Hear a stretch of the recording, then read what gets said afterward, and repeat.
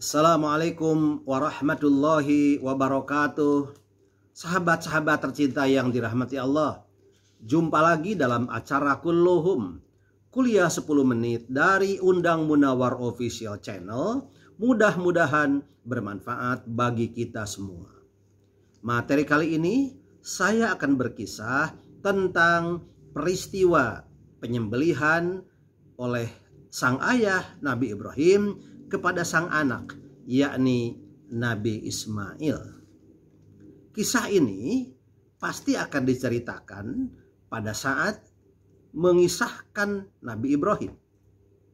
Dan sekarang ini akan dikisahkan pula pada saat mengisahkan Nabi Ismail. Kenapa? Karena peristiwa ini dialami tidak dapat dipisahkan antara ayah dan anak. Sang ayah Nabi Ibrahim menyembelih anaknya, sang anak Nabi Ismail disembelih oleh ayahnya. Oleh karena itu, ketika kita menceritakan peristiwa ini dari sudut sang ayah, yakni cerita tentang Nabi Ibrahim, maka yang harus diambil hikmahnya dari peristiwa ini adalah bahwa Ibrahim sebagai ayah diuji oleh Allah Subhanahu wa Ta'ala dengan ujian yang cukup berat, yakni harus menyembelih anak tercintanya, yakni Ismail. Tapi ketika cerita ini, peristiwa ini dikisahkan pada saat mengisahkan Nabi Ismail, sang anak, maka yang diambil hikmahnya adalah bahwa sang anak Ismail dan tentu seluruh anak manusia harus dapat mengambil hikmah bahwa Ismail anak Nabi Ibrahim diuji oleh Allah Subhanahu wa Ta'ala dan lulus pula dalam ujiannya. Ada pertanyaan, pada usia berapa Nabi Ismail disembelih oleh ayahnya Ibrahim? Sepintas banyak orang yang mengatakan usianya sekitar 5 atau 6 tahun. Tetapi sesungguhnya dalam beberapa pembahasan pada kitab-kitab tafsir, yang lebih sahih itu adalah bahwa saat itu Ismail berusia sekitar 14 atau 15 tahun ke atas. Kenapa? Karena salah satunya atau banyak alasan, banyak hujah yang menguatkan pendapat itu. Dapat kita lihat dalam Al-Quran surat As-Saffat ayat 102. A'udzubillahi minasyaitonirrajim. Falamma balagha ma'ahu sa'ya qala ya bunayya inni ara fil manami anni azbahuka fangzur madza tara. Qala ya abatif alma tu'mar satajiduni insyaallahu minas sabirin. Mari kita telaah ayat ini. Ayat ini diartikan dalam terjemah Al-Quran dari Kementerian Agama Republik Indonesia.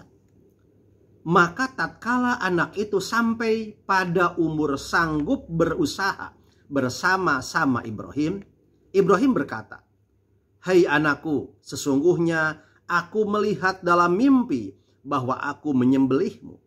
Maka fikirkanlah apa pendapatmu." Ia menjawab, "Hai bapakku, kerjakanlah apa yang diperintahkan kepadamu. Insya Allah kamu akan mendapatiku termasuk orang-orang yang sabar." Ada beberapa kalimat yang menunjukkan bahwa usia Nabi Ismail pada saat itu sudah masuk ke usia dewasa.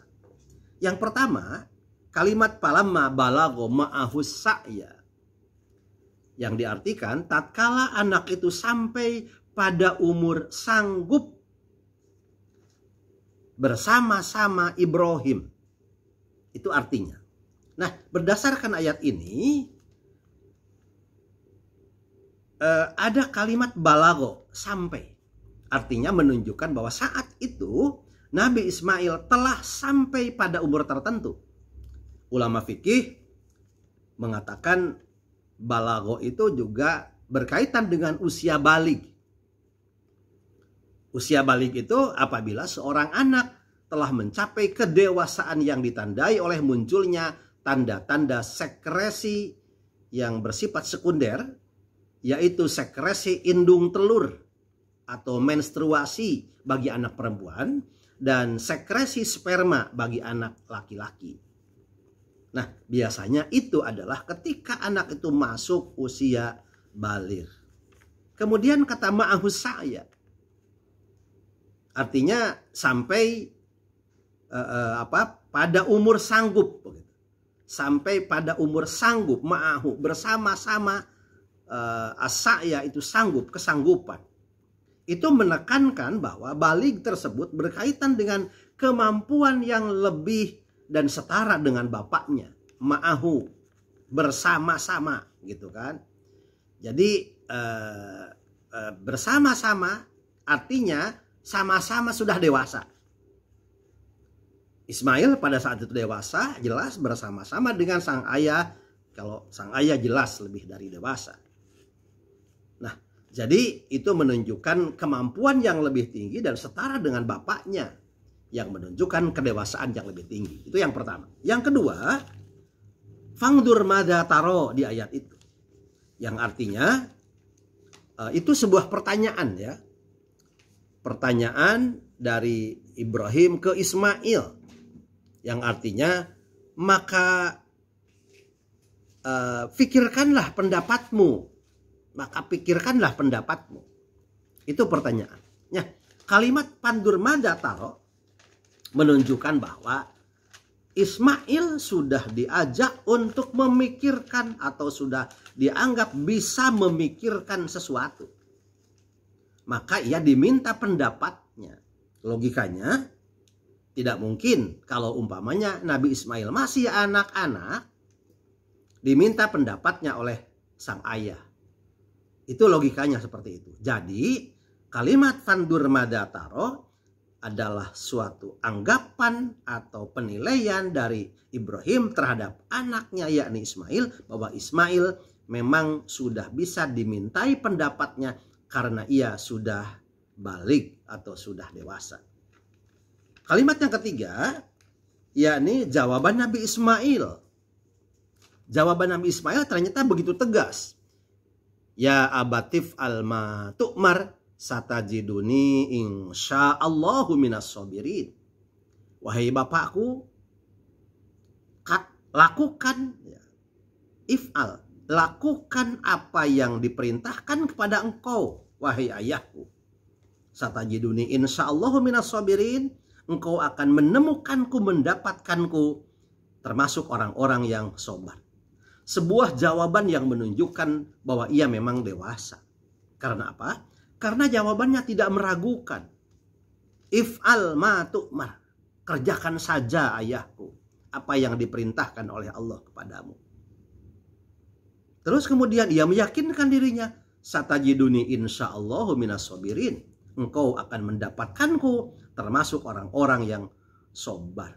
Sebuah jawaban yang ya boleh dikatakan tidak mungkin ketika itu dijawab oleh anak-anak. Ketika itu jawaban dari anak-anak.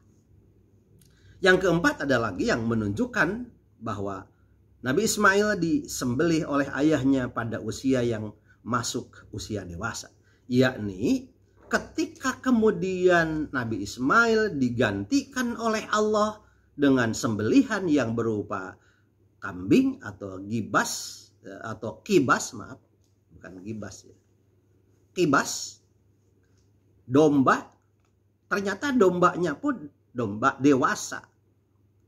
Yang itu menjadi syarat kelak dalam berkurban, bahwa apabila berkurban harus dengan kambing atau domba yang dewasa, yang sudah cukup umur, maksudnya cukup umur untuk disembelih. Itu sebagai salah satu persyaratannya, yang ditandai dengan gigi kambing itu sudah punglak. Maaf, gigi kambing tapi menejut nama saya, bukan berarti kambing. Artinya bahwa gigi kambing itu memang sudah punglak. Itulah yang salah satu jadi syarat kambing itu boleh disembelih untuk kurban. Artinya bahwa ketika penggantinya pun adalah kambing yang sudah dewasa, maka itu menunjukkan Ismail pun pada saat itu sudah dewasa. Ini penting disampaikan karena apa? Karena ketika Ismail itu dewasa, maka kita ambil hikmahnya, orang yang dewasa. Dewasa dalam arti baru menginjak umur dewasa. Kita ambil hikmahnya sekarang. Orang-orang atau anak-anak yang kemudian menginjak dewasa adalah masa rentan. Masa di mana mereka sedang mencari jati diri. Dan pada saat itu, hambatan, tantangan, ancaman, gangguan, godaan, itu sangat banyak. Pemikirannya juga dalam kondisi yang labil.